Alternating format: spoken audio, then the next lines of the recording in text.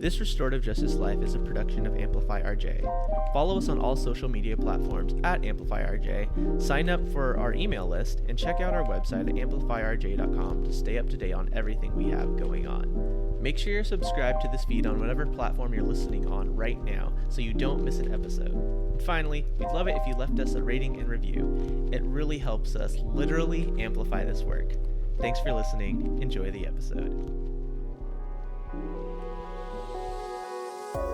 Welcome to This Restorative Justice Life, the podcast that explores how the philosophy, practices, and values of restorative justice apply to our everyday lives.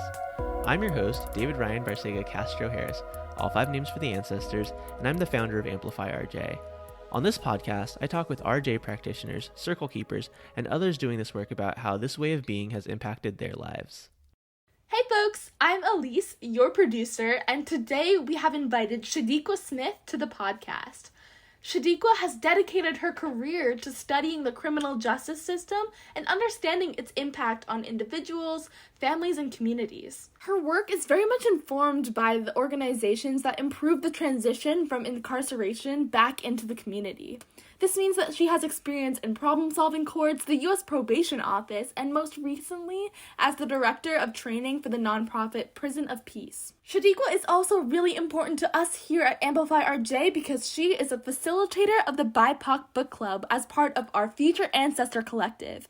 If you are interested in connecting with her and with us, please check out our Future Ancestor collective, where we are hosting community spaces and workshops for you to check out. In this particular podcast, you will hear a great conversation about how to maintain hope and accountability in America. But before we get into that, I want to quickly remind you, please check out our Future Ancestor collective and our YouTube channel, and all the information you need is found below in the show notes. Thank you so much for listening, and let's get into this episode. Welcome, Shadeequa. Who are you? Who am I? That's a question that I have found is not the easiest question to answer, but I'll give it the best go. I am a daughter. Who are you? I am a dog mommy. Who are you? I am a descendant of the Yoruba and Fulani people. Who are you? I am a peacemaker. Who are you? I am a lifelong learner. Who are you? I am an empath. And finally, who are you? I am a phenomenal woman. Yes. You're all of those things and so much more. We're going to talk about the intersections of all of that, I'm sure, as we continue our conversation. But before we do, it's always good to check in. So to the extent that you want to answer the question, how are you? I'm good. A little bit anxious, because I'm flying out today, but otherwise I'm good. Already missing my dog. I had to drop her off so she can be taken care of while I'm gone, but I'm good. Yeah. Considering all that's going on in the world, for everybody's knowledge, we're recording this in the middle of March. Good, all things considered, is a great thing to hear. I'm super excited to have you on the podcast today because you are one of the few people who's been on the podcast that has actively done work with Amplify RJ, facilitating our workshops. And we connected over the summer. I'm going to ask you to share how we got connected in a second. Okay. Actually, now's a good time to ask that. So yeah, okay. How did we get connected? Well, actually, we first connected in 2019 at the NACRJ conference in Denver. And you were mentioning moving back to LA and wanting to get into some RJ work. And I tried to give you some context to some organizations in the area that were doing similar work.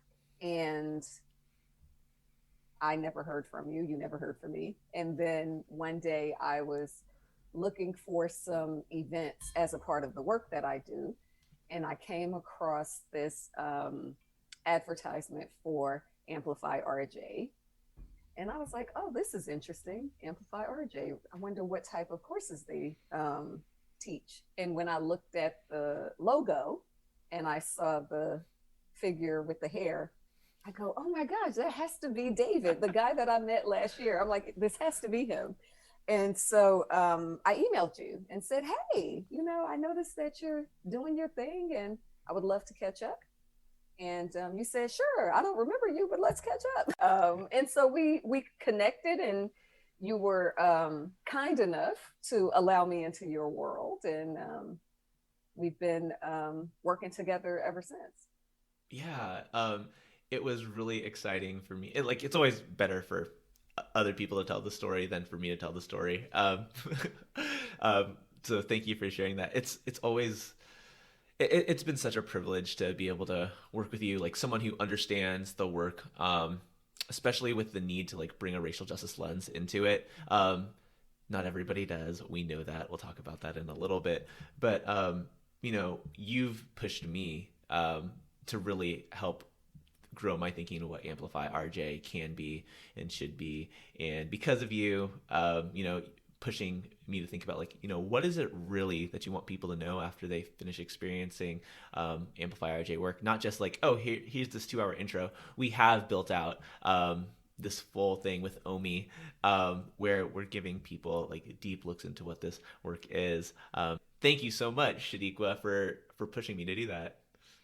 No problem. No problem. I realize that you have a passion for the work, and I shared this with you before. I appreciated that the work that Amplify RJ does maintains the integrity of what I consider true restorative justice. And I like that. I think sometimes in our zeal to get people to know what restorative justice is, we kind of sometimes lose focus of the essence of what restorative justice is. And I feel like Amplify RJ maintains that integrity. So yeah, people have heard me talk about the work. What does restorative justice mean to you? Wow. Ultimately, I think it means a return to who we are as humans and how we treated each other in the very beginning. And I guess you could consider that a high level answer, but I think that when you get to the core of what it is that we're trying to do when we talk about restorative justice, we are really talking about returning to true humanity, seeing people through the lens of humanity, and recognizing that, as you often say, and I've heard before, we are not our worst mistake, so. But yeah. You've been doing this work for a minute now, but you've probably been doing it before you even knew the words restorative justice, right? So how did that journey get started for you? Wow. It's a long, convoluted story. So let me try That's what a podcast is for. So let me try to make it as simple as possible, I guess. So I think when I first realized in my life that I had a passion or a desire to try to, what I considered at the time, right wrongs, I was about 10 years old, and it was the Central Park jogger case. Many people know it now as the guys as the Exonerated Five, but when I was a kid, it was the Central Park jogger case. And I remember at that time, just having a feeling in my gut is the best way to explain it, that something wrong was happening with that particular case. And not only did they overshadow, in my view, in my 10-year-old view, they overshadowed what happened to the woman, or they overshadowed the impact that this could have had on the woman, but they villainized these young men before even truly knowing what was happening. It was all over the news every day, and they were convicted before they were actually convicted. And it turns out, as we all know, decades later, they were exonerated. But at the time, I feel like I knew then that they were not guilty. But that kind of started me on this path of, okay, what is it that I can do in the world to fight for people, to make sure that um, you know, wrongs are righted, or what I consider justice. Justice is relative, but for me, it was, what can I do to help see justice in the world? And so I started along a path of getting involved in the criminal legal system, hoping that I could make a change in that way. And That was your 10-year-old thought? Let me become a yes, lawyer? Wow. yes, at 10 years old. And my uncle, according to my uncle, I was as young as 6 when I first actually said I wanted to be a lawyer. I don't remember that, but I vividly remember the impact of the Central Park jogger case. And so I kind of stumbled upon some very early information about RJ when I was in undergrad, but it was what we know as this, like, the kind of overlaying it on top of the criminal legal system and trying to do as much as we can in terms of restorative justice on top of the adversarial system that we have in this country. And it piqued my interest because it was another way to address what was going on. And so I looked into it, but not a whole lot, because I was adamant about becoming a prosecutor, believe it or not. Mm-hmm. And why? Because I felt like that was the best place to see justice done, like what I call justice. Not because I wanted to throw a bunch of people in jail, but I felt like that was the most prominent position to be able to do what it is that I need to do, or what I felt needed to be done at the time. I guess, how did you define that at the time, right? Because I know people who have become prosecutors, like, I want to lock up like child molesters, mm-hmm. right? And then there's this other way that you can do it, was like, I want to like figure out like a way to correctly charge people so they are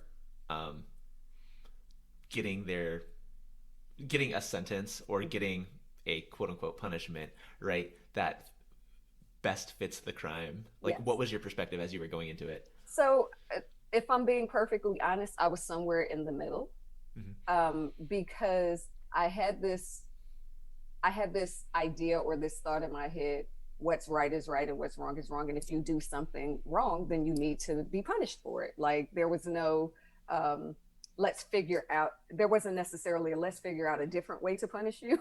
It was, you need to be punished. It doesn't have to be excessive, but you still need to be punished. Because I had learned about, I forget the criminal justice person's name, and when he talked about incarceration and how the best way to utilize incarceration is very short but severe periods of time, right? Like, so no amenities, no wonderful things, but you shouldn't be in prison for long periods of time. But when you're in prison, the conditions should be so horrible and horrid that you never want to go back, And so, so I was of the mind that, if you do something wrong, then you should be punished. But how do we go about executing that punishment in a way that is equitable, if that even makes sense together? So that's where you were. That's where I was. Yeah. Yes, going into it. And once I actually, fast forward many years later, when I actually went to law school and got an opportunity to work in prosecutors' offices, it was so terrible the way justice was meted out that I just was like, I cannot be a part of this. What were some of those ways? Just the idea that, and I'm not going to name the place where I worked where this happened. Sure. But one of the places where I worked, actually, they would just kind of routinely put people on ankle monitoring or house arrest. Mm-hmm. And I would go, why house arrest? And they would say, oh, because they're going to mess up. Like, we know they're going to mess up on house arrest and they're going to end up going to jail anyway. So that's why they issued house arrest for nearly everyone. And I got the opportunity to actually sit in and work part of a death penalty case. And I do have to say that before that, I believed in the death penalty for really, really severe crimes when we knew that the person without a doubt did the crime, until I sat on that case. And it's one thing to sit from the outside and feel a certain way about the death penalty, but for me, being a part of a case where a person got sentenced to death was so jarring to me. And being able to listen to the mitigating circumstances, and that not necessarily, those were not considered as far as I could tell in the case. And they ultimately sentenced this young man to death for a horrendous crime. And so those are some of the things that were happening that had me rethinking, one, what I thought justice was, like, what does justice look like? And just, do I really want to work in an office that, or in a position where, unless you're the DA, right, you don't get to make certain decisions about cases that you prosecute or not. And in my mind, I'm like, well, unless I'm the DA, I'll have very little power to make decisions about some of these cases. And so I decided that that was not the place for me to be. Now, fast forward to now, you have what's called progressive DAs, and they're all across the country lighting it up. And I'm like, I could have done that, but I didn't have the forethought to be that type of DA. I thought I would be powerless in that way, and that I would have to do these things. So, well, I mean, and like there were good reasons for that, right? I think something that not everybody thinks about is most, like the thing that comes to my mind when it thinks about like convictions, most convictions don't happen at trial. Most convictions happen because of pleas. Can you like about 98%, explain, like, I think? Yeah.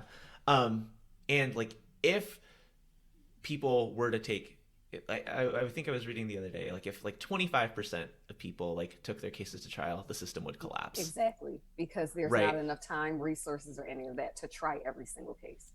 So like the justice system as constructed, right, where you have the constitutional right to a fair and speedy trial by a jury of your peers, like that's bullshit, right? Like that doesn't happen. Like even if that did happen, in the cases that does happen, it's still punitive and not the ideal that we want to be working towards, but that doesn't happen 90+% of the time. So I decided that I wanted to think about a different way of doing things. And I was reminded of restorative justice. And the closest thing at my law school that we had to RJ was ADR, alternative dispute resolution, where you could do mediation. And that was my focus. And so I went down the mediation path, which ultimately led me back to RJ. And I was able to do more research into what RJ actually is as a philosophy, as a lifestyle, as all of that. And so fast forward once again, and here I am, a practitioner with much better understanding of the applicability of RJ in pretty much any case. And so, Yeah, what was that, like, what were the catalyzing events that, like, helped you make that transition? Well, I would say that death penalty case really shook me. I did not expect to feel how I felt about that case. I thought it was just going to be, like, I didn't know the person or any of that. I thought it was just going to be another death penalty case that you hear about. But it really was, I don't know, it shook me. And I just was like, we can't keep doing this. Like, we have to figure something else out. And ultimately, when you think about, or in that particular case, the survivors or the family members who, because there was an actual survivor who this young man attempted to kill, who didn't die. And then the family members who were survivors, him getting sentenced to death didn't really bring them any relief. And after, and I know that because I was there to observe, there was no additional, what can we do to help these people be whole? And, they're going to throw this young man away. Like he's finished. He's going to die. And what are we doing about the survivors? And none of that additional work was being done. It was ultimately finished with him being sentenced to death. And I know there's more, procedural stuff that happens after that appeal and all that, but I'm talking about just from a, not spiritual, but, just, it was finished. The case was finished and there was nothing else. There was no looking back. There was no how are the family members doing after that?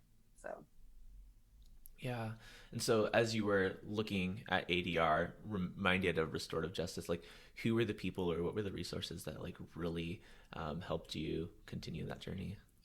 Well, actually, it was a, in Santa Clara County, they have, I think the name has changed, but they have their own dispute resolution, Mm-hmm. like the government has a dispute resolution office.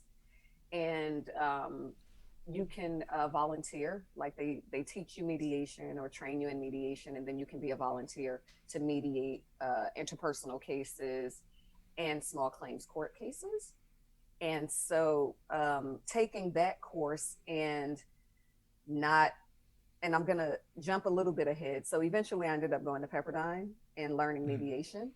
And, you know, no disrespect to Pepperdine or the person who taught me mediation at Pepperdine, but they focus more on commercial type mediations. Mm-hmm. And the training or the course, the mediation course that I took at Pepperdine was really more of a, this is how to mediate a commercial case. Whereas in Santa Clara County, the mediation process was more about relationships, building, restoring, whatever of relationships. And I liked that method of mediation. And that caused me to continue to want to seek more and learn more about alternative ways to address harm.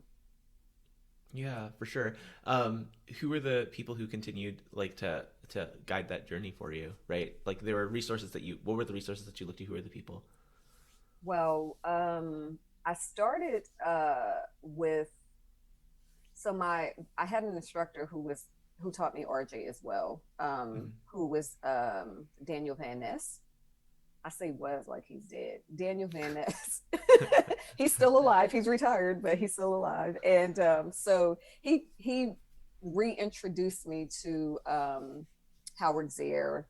And, you know, I hate to say the usual suspects, but when you first start to journey into RJ, there are names that come up all the time, right? Like Howard Zare, Kay Prentice,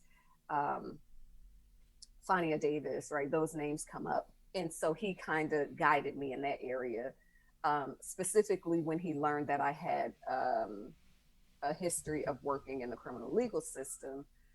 He guided me towards Fania Davis and things like that. So I would say that when it comes to my blossoming in restorative justice, it was really Daniel Van Ness, learning from my history and saying, these are some people that you could look at to learn more about RJ processes.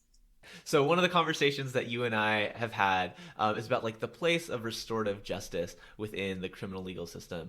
You are not a practicing lawyer per se, right? But you are actually not a practicing lawyer, not per se. Well, I mean, like you have your JD degree, right? You're not a bar associated lawyer, right? But you do work in the criminal legal system around restorative justice. Yes.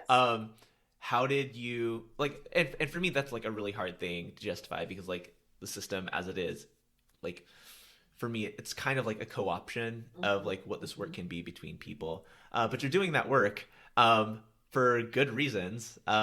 What led you to doing that work in the ways that you're doing it, and what keeps you going? Well, much to the dismay of some of my friends, I actually believe that it's possible to change systems from the inside out.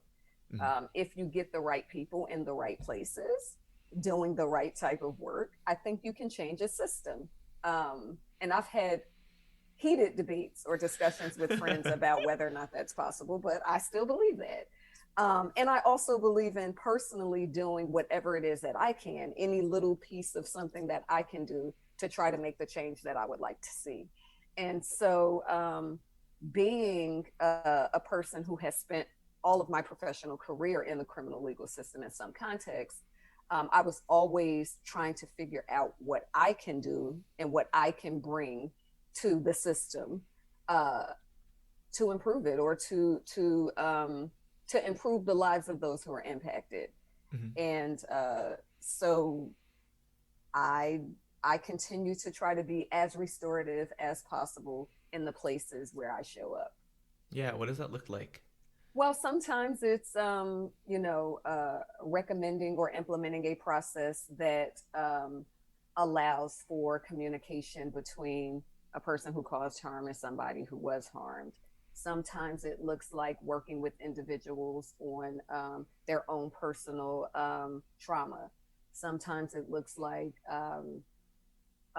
training someone in conflict resolution and better ways to address when they have a conflict with another individual. So I've been able to do it in multiple different ways because I've been fortunate enough in my career in the criminal legal system to always work in some sort of programming, be it me coming together with other people and bringing our knowledge and creating and implementing a program, or working with a program that was already established. And so that has been my experience as it relates to trying to do those little things within the system to make changes where we can. Yeah. You've done that in a number of different places. Are there any stories that like are really resonant for you on times where you feel like it's worked well? Well, one of the most rewarding opportunities that I've had in recent years was the ability to work with a program called Prison of Peace, where we go into institutions and we train incarcerated people on conflict resolution, problem solving, trauma informed care, and mediation to so that they can resolve conflicts in the community that they live in. People don't often recognize, but when people are incarcerated, they have a community, and it's important to maintain, peace within the community that they live in. And so I have had the opportunity to speak with a number of individuals who I worked with in the institutions who I thought were never going to be coming home, who are actually now out. And I've been able to communicate with them and see the change, if you will, or see the development based on what I was able to bring into the institution and the work that I was able to do with them. And so there have been at least 3 individuals who I thought were never coming home, who are out, who I've had contact with, and they talked about the work that I did. And they're like, oh, you were such an awesome trainer. And I'm like, no, you trained me.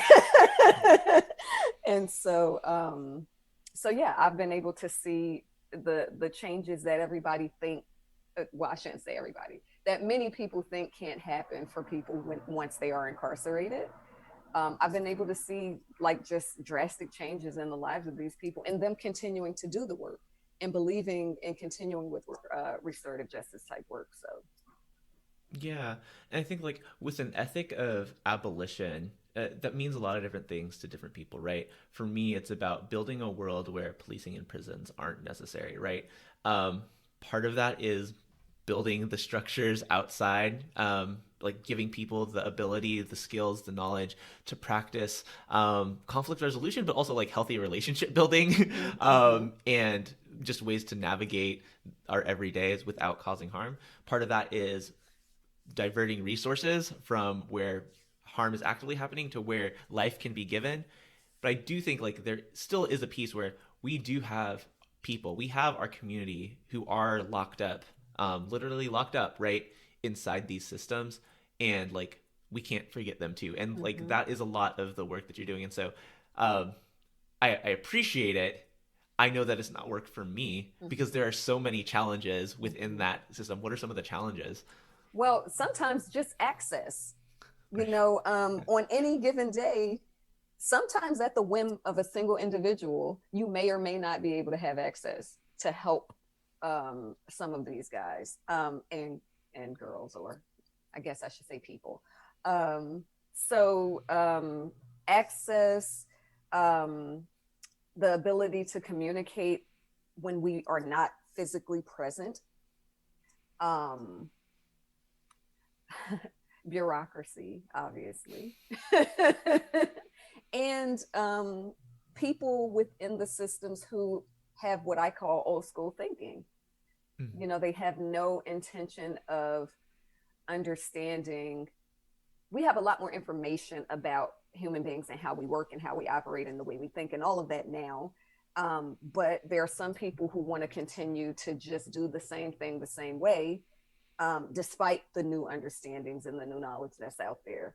Um, so yeah, those are some of the things that I've seen in trying to do the work within the institution. And it takes time, right? So if you have, a generation of people who think one way, ushering in this new generation of people who think a new, more advanced or progressive way, takes time. And,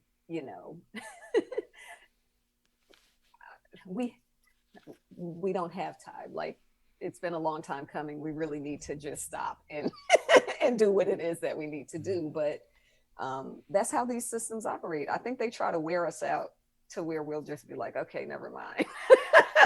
Yeah. Well, I mean, what keeps you going? This is going to sound like the cheesiest answer ever, but I would have to say hope. I think hope keeps me going. And I do believe that eventually we'll get to the point where prisons and policing are not necessary. I think it's a long time coming. I mean, I don't want to be, I mean, it's going to take a long time. I don't want to be a Debbie Downer. I don't think I'll see it in my lifetime though. And it's not because I don't think that there are good people who want to see the changes. I think it's because I'm going to say something very controversial. I think the United States as a country, because of the foundation of the country, I think the foundation is so rotten that as a country, we don't have the moral compass to enter into the appropriate social contract to be able to be in relationship with each other the way that we need to be. And I think it's going to take several generations before that's possible. Right. Because I mean, we need some people to die. I'm sorry. Some people just got to die out. I mean, so yes, I agree that this is like multiple generation work. Like the neo-colonial project is like just the continuation of what's been happening for the last 400 years, right? Longer. Um, and there are still people who are born now who are being indoctrinated into white supremacist thinking, right? This punitive mindset, right? Like everybody is born into a culture of white supremacy in the United States, right? Some of us are more susceptible to be proximal to that and ascribing to that ideology, but it's not just about people dying, right? Well, I was kind of making a joke. Yeah. It's not. Go ahead. Yeah. No, I said I was just kind of making a joke about that. Right. Yeah. But it's not just about people dying, right? It's about the organizing that it takes to continue to build the alternatives and break these systems, right? Last year, we're coming up on a year where George Floyd was murdered, right? And in the wake of that, the Minneapolis City Council was voted to like defund parts of the Minneapolis Police Department, right? Mm-hmm. That didn't happen because George Floyd was murdered, right? That happened because of years of organizing by people on the ground who have been doing this work for years and years. And at this particular inflection point, they were able to apply political pressure to people in power to get that vote through. Mm-hmm. Now, what's happened since then, right, is another thing where it's like how much has actually been diverted, right? How much was actually defunded? So like there's a day on Instagram where we're like, yes, this vote happened, but what does that actually look like? What is the actual impact of that? A similar thing is happening right now in LA County, where they're talking about, well, a number of things have happened. We have the Alternatives to Incarceration initiative. We have something called Measure J, where the people actually voted to set aside or allocate up to 10% of the county budget to reinvestment in historically depressed and distressed communities. And, we celebrated when those things were passed and those things happened. And then when we got to the table to start talking about money, then it's like, oh, we're going to give you this amount of money. And it's a small amount of money. And that's not to say that we shouldn't like you said, celebrate the wins. And that's not to say that we should stop the work. We have to continue the work. Like the work has to continue because we have to, the information, the movement, and all of that has to be there for these new generations as the old guard dies out and and things like that. Because you said, or like you said, people are being indoctrinated right now into white supremacy culture. But I also think that as we evolve and as we move through some of these generations, the impact that the old guard has on even some of these people who are being indoctrinated is going to lessen, you know, as we move on. And the more we continue to have these conversations and to do this work and to put it at the forefront, then I think it's more likely that some of these newer, younger people will, if they have or do happen to be raised in a family like that, or grow up with a group of people like that, then perhaps we can change their minds and help them see the truth.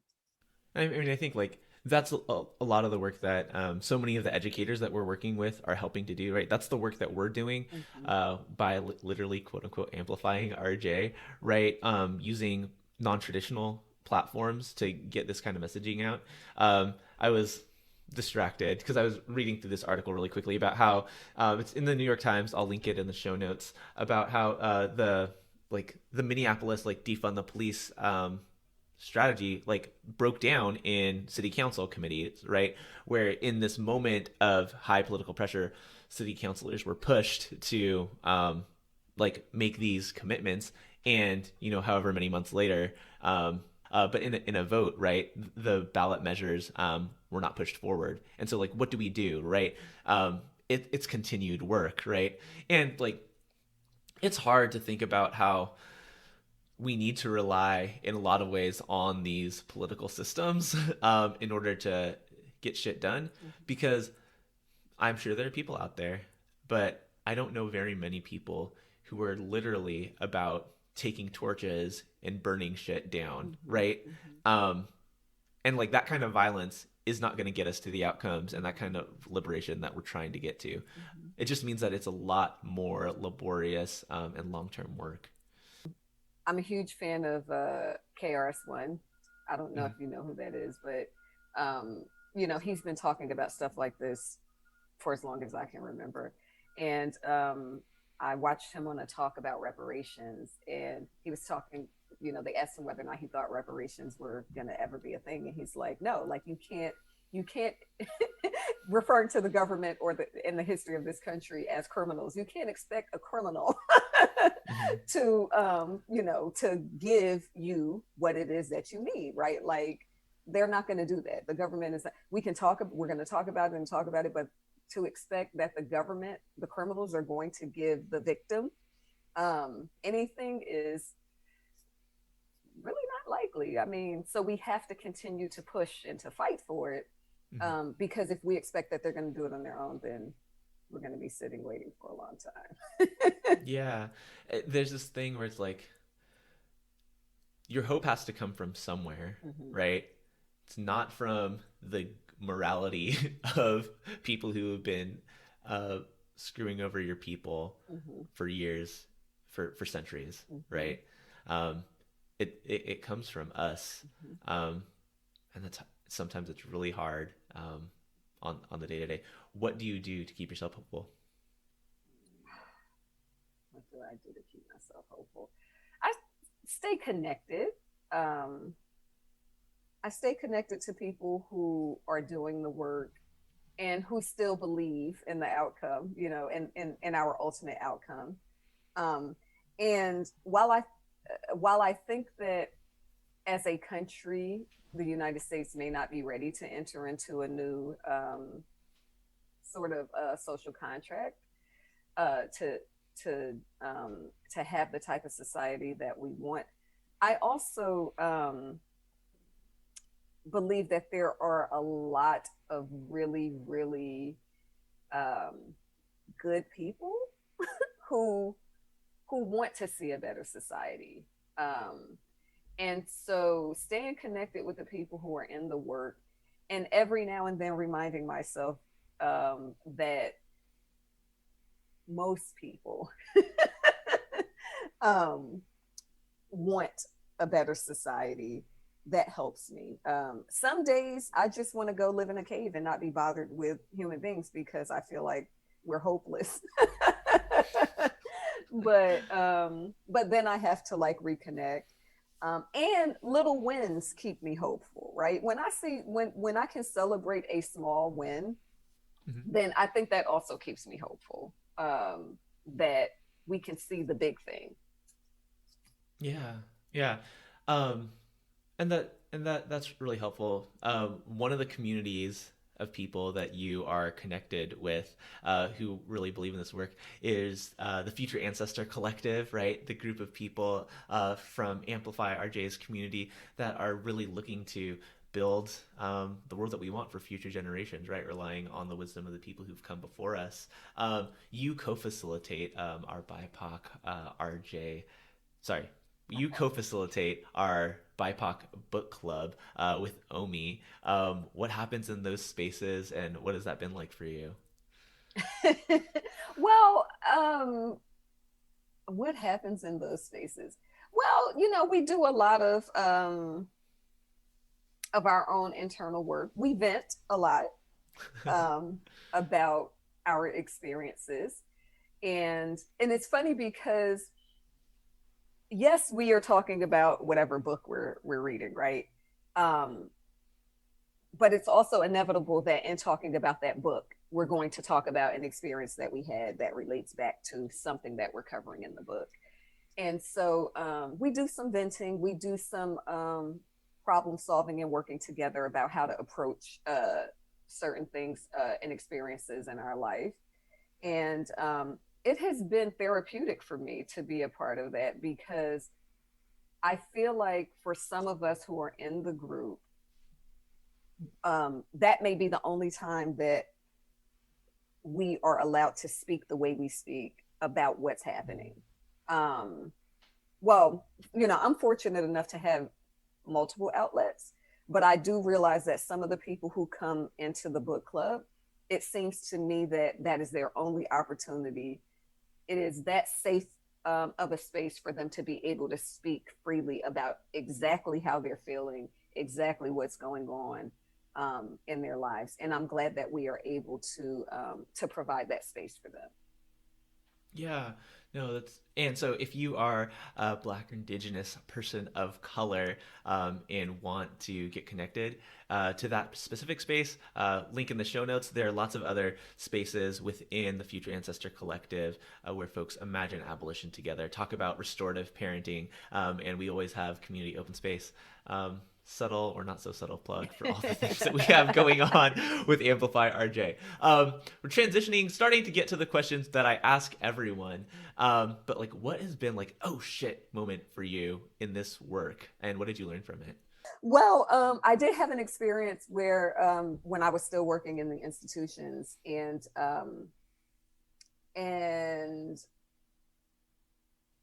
not that I didn't show up in those spaces as my authentic self, but I was there to teach and to train these individuals to be or in conflict resolution and to ultimately become mediators.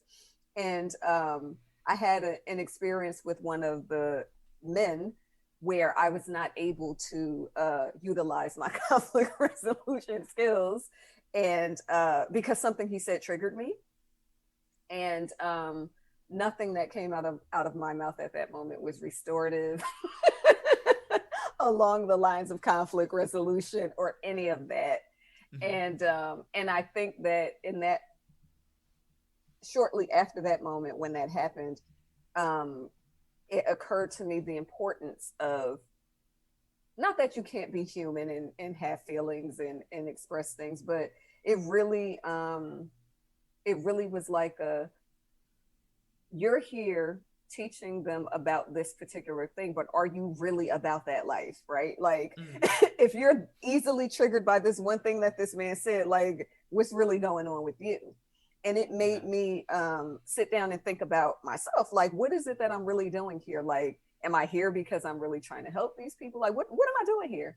And so, you know, I obviously continued with the work and everything, but yeah, it made me think about authenticity and being able to walk the talk, right? Like, you say you're about restorative justice, but then, you know, you're saying, yes, send them, you know, sentence them to death. You know, like, those two don't really go together.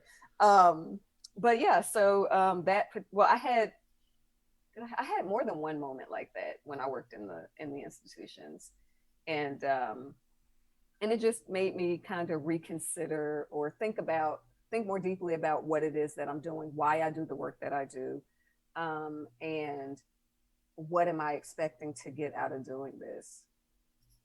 Yeah, I mean, I think that's something around, like, we talk about the restorative justice tree, and I'm not going to break it down. I've done that on other podcasts, and people can go look it up on our Instagram or YouTube or whatever, right? But one of those things is, like, you know, collaborative agreements, or like agreements living your values. Are you doing that for yourself? And then are you doing that with the people that you're in community with? Like, are we having explicit conversations about, this is how I want to be, and this is how I want to be in community with you. What do you need? How do you want to be in community together, right? And so, like, while that might not prevent you from being triggered and still having that moment of, like, everybody's human, right? Those things are going to happen. Like, you have an easier way to move forward and repair, right? If that conversation has explicitly been had. Thank you so much for sharing that. That's really important. Like, I guess that is, like, one way that you continue to grow, but, like, is there another way that, like, you're really trying to continue to grow in this work? I'm really focusing on, at this moment, I'm really focusing on my own personal trauma, like trying to work through that so that I can be more present in the work, because, you know, because of some things that have happened, sometimes I'm a little bit distracted, or sometimes because of what we're talking about may cause me to, you know, not be as present as I should be. So right now I'm really, like, that is my focus. I'm working both with my therapist and doing some internal work to kind of work through some of my childhood traumas. And so I think that is going to be quite helpful to me going forward as I continue to do this work, because I don't want to be completely broken going into spaces trying to help, calling myself trying to help other people when I don't even have my shit together. Right. And, like, it's not that you have to have everything perfect. Exactly. Right. Nobody's ever going to get to perfection, but, like, continuing to do that work for ourselves, right? Restoring ourselves to wholeness, right? To being in right relationship with ourselves is so important. You talked about, like, therapy. That's super important. Are there any, and you talked about doing, like, internal work independently. Are there any resources that you think, like, oh, this might be helpful for somebody to look into? Well, one of the things that we're doing right now in the book club, we're going over My Grandmother's Hands, and that book has been tremendous for me. And as I'm holding it up. People aren't looking at it on the video, but yes, I'm holding it up. And as a matter of fact, when we had our first session, the first thing I said was, how come nobody told me that this book was going to trigger me? I had no idea. Well, I mean, he writes it in the introduction, so, like, nobody told me this is, but I never knew that. Like, when I heard about the book, oh, it's such a wonderful book, and I'm like, okay, cool. And then I get into it, and I'm like, wait a minute. So I have found that to be a very good resource. And there's another book that I'm reading that has more to do with my spiritual path than focusing specifically on trauma and things. And it's called, well, I don't know what people's religious beliefs are or anything, but it's called The Path to, wait, let me pull it up real quick. And the book is not a religious book. It's not about being a part of any type of any particular religion, but it speaks about the faith of the Yoruba people. It's called Finding Soul on the Path of Orisha. And I have found that book to be quite helpful in helping me think about things, about how I view the world. And for me, that book kind of goes along with a lot of the things that I read about in that book goes along with how I feel about restorative justice and stuff like that. And, mindfulness exercises, I know that it's kind of, I don't want to say a joke, but like, it's kind of the sexy thing now for everybody to be like, I'm doing mindfulness exercises. But mindfulness exercises. Just be authentically you. Yeah, mindfulness exercises are helpful to me. So whatever, meditation and going back to my grandmother's hands, some of those, what I now refer to as vibrational exercises that he talks about in the second part of the book. Doing some of those things to help my body heal from past trauma. Yeah, for sure. I'm kind of skipping around these questions that I ask everyone, but is there like a mantra or affirmation that's been really helpful for you that you'd be willing to share? Actually, one of the things that I have been trying to meditate on daily, which sometimes I don't do it every single day, are the 7 core assumptions. Mm-hmm. Put together by Carolyn Boyce Watson and Kay Pranis. Yes. Those have been things that I have been focusing on, and they have actually helped me navigate through some of the feelings that I've had, especially this summer with all that was going on in the world. Revisiting those 7 core assumptions has helped me navigate some of the feelings that I was having about what was going on in the world. So not a specific mantra, but those 7 core assumptions have been things that I've been meditating on quite frequently. Yeah, for sure. So I preface this question with everyone says schools and families, and I'm also going to take the criminal legal system off the table for you. What's one place or situation you wish people really knew restorative justice work? So I can't say family relationships, but can I say romantic relationships? Is that different than family relationships? Well, I think that's a different take that someone's had. So yeah, like romantic relationships. How do you wish that restorative justice was more a part of what we do within romantic relationships? Says the person who hasn't been in a romantic relationship in like a decade. Because restorative justice teaches us how to be in better relationship with each other. And being in a romantic relationship can be challenging, especially when sometimes we don't know the real reason we are in a romantic relationship. Like sometimes we're like, oh, it's love, and we think it's love, and sometimes it's not love, it's codependency, like all types of things are going on. And I think that the purity of how restorative justice helps us to be in better relationship with each other can help in romantic relationships, because I think it can also help you realize when you're not in a relationship for the right reasons. So it can help in that regard, and I think it can help build, and if you are in relationship for the right reasons, I think it strengthens communication and just understanding of being with each other. It can be difficult to live with somebody, like that's just that alone, living with somebody else is crazy sometimes. Yeah, I'm afraid to ask follow-up questions, not because like you and I can't have that conversation, but I don't know where that conversation's going to go on the podcast, so I'm going to let that stay where that is, and ask, you get to sit in circle with 4 people, dead or alive. Who are they, and what is one question that you ask the circle? Ooh, okay.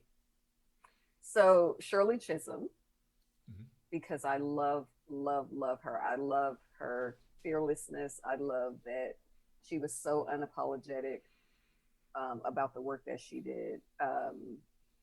My grandmother, my own grandmother, my maternal grandmother, Janie Bell. You said 4, right?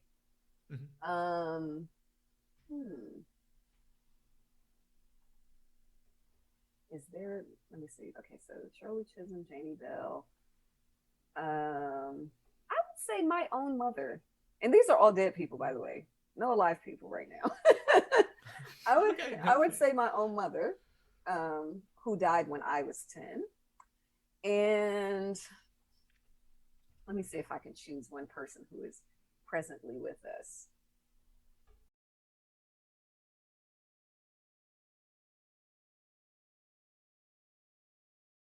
I'll just pick another dead person then. I don't have any alive people I want to sit in a circle with right now. I'm not offended at all.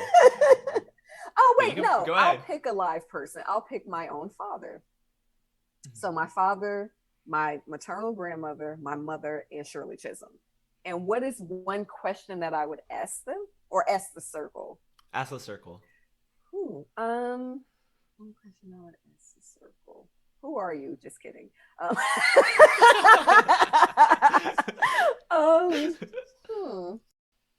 I would ask them a very idealistic question, like, if you could reimagine is a very popular word right now, and I almost feel odd saying it. If you could reimagine a perfect world, what would that look like? And the people, and so let me clarify a little bit. Let the fire truck go by. So we have Shirley Chisholm, my grandmother, whose own mother was not a slave. Well, she might have been born into slavery. Am I thinking that right? Her mother, my grandmother's grandmother, was a slave. But she worked in like a tobacco plant when she had like 6 children, and she stomped tobacco for a living. And just like on the heels of slavery, this is what this Black woman did with 5 children. And then you have my own mother, who died when I was 10 years old. She was a drug addict. Well, I shouldn't say it like that. She was addicted to drugs. And she lived a very risky lifestyle. And she ended up dying of AIDS because she contracted AIDS through drug use. And then you have my own father, who is a formerly incarcerated person, who has since, for the past 20 or so years, reclaimed his life and is what we call, a productive member of society now. But I think that group of people and that question would be critical because of the individual experiences that they have had with this life as we know it, and what things they could imagine or think about that might have made things different for them. So that's why that question, even though it's very cheesy, if you will, but I think that based on the experiences that all of those people have had, that would be a good question to ask them, because the answer would likely mean a huge difference in how their lives turned out. What's your response to that question? What's my response to that question? I would say that if I could imagine a world, I would say that it would be, I don't know, like I want to go back to when we lived as human beings cooperatively, right? Like everything was based on, nothing was based on capitalism. Things weren't based on, if I want something from you, I take it from you. Like we just all back, because there was a time, right, where we lived like that. We lived cooperatively. If you needed something and I had it, I gave it to you. You didn't have to steal from me. There was nobody trying to, purposely oppress anybody else. So I would like to kind of go back to that. And I've tried to imagine it with all the modern things that we have. And I don't even know that it's possible for those things to coexist. But I I just, in terms of the way we treat people, I would imagine a world where we go back to treating each other like that. I just don't know that it's possible with all the advances and everything that we have, because capitalism, that's a whole different conversation. But it's a whole different conversation. I don't always turn the question on the guest, but thank you for going with it. Who is one person that I should have on the podcast? And you have to help me get them on. So KRS-One. You should have KRS-One. Okay. All right, you gotta help hook it up. Yes, I will do that. Let's make it happen. I think. Well, someone said Ta-Nehisi Coates. Oh, he would be awesome as well. So I was like, that's like the most aspirational. Most people say someone who's in their personal network, but come on, we can go with that. We'll go with that. Oh, someone in my own personal network? Well, there may be some people in my personal network, but I think you should have KRS-One. I think you two would have an amazing conversation. Fair enough. And finally, how and where can people support your work in the ways that you want to be supported? Pray for me. Bet. Pray for me, meditate, send up good vibes, burn sage, Palo Santo, whatever you need to do to just to keep me focused and grounded. To actually support my work. So right now, because of the nature of the work that I'm doing, there's not really a way that people outside can support me. Join the Future Ancestors Collective. Okay, join the Future Ancestors Collective. And our many community Amplify, gatherings. I was going to move to Amplify RJ, but you said my work personally, so I was just thinking about my work. So yes, definitely support Amplify RJ. The work that in everything that wherever you fit in Amplify RJ, find a space to fit. Because the work that's being done here is amazing. So yeah, you can edit out you've brought into this space. No. I mean, I'm gonna edit out a lot of things here, just because like nobody needs to hear like all the pauses and all that. But you know, you've brought so much into Amplify RJ space, and I know you're not like actively facilitating right now. You and I are talking like workshops. You and I are talking about some things over the summer and into the future. So I'm very excited to share those with people when those are coming. Also, just super grateful for you spending the time before you're about to jet off on vacation. Wishing you all the best, but really just thankful for you being here and sharing your stories and your wisdom, and for everything that you've brought to this community. Thank you. It's my pleasure. All right, everyone. Well, thank you so much for listening to this episode of This Restorative Justice Life. Shadeequa Smith was our lovely guest, and we'll be back with another great episode next week. Take care till then. Take care. Elise here. Here are some things that I've thought about from this episode today. I really appreciated when Shadeequa was super honest and spoke with humility when she was talking about accountability when we mess up. A big part of this work is working to keep systems and people accountable, but what about ourselves? There are absolutely going to be times where we do not uphold restorative practices and values, but how do we work to recognize that? Can you think of a time that you did not uphold restorative values? How do you feel that you can grow from that experience? Also, I really loved that Shadeequa brought up the idea of hope. Hope is so important to this work, and it's how we can keep each other motivated. What brings you hope in your life? Shadeequa does a lot of work about how to give hope to those who are incarcerated, and I think it's so important to keep the hopeful mentality in our brains whenever we can. If you are interested in connecting with Shadeequa, please check out our Future Ancestor Collective, where we are hosting workshops and experiences, and Shadeequa is running our BIPOC book club. Also, if you are enjoying this podcast, please don't forget to check out our YouTube channel, where we are posting podcast highlights. Again, thank you so much for listening, and I'll see you next week. Like what you heard? Please subscribe, rate, review, and share this podcast on whatever platform you're using right now.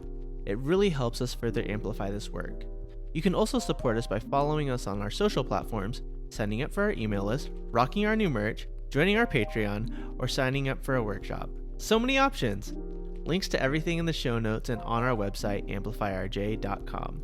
Thanks so much for listening. We'll talk to you next week.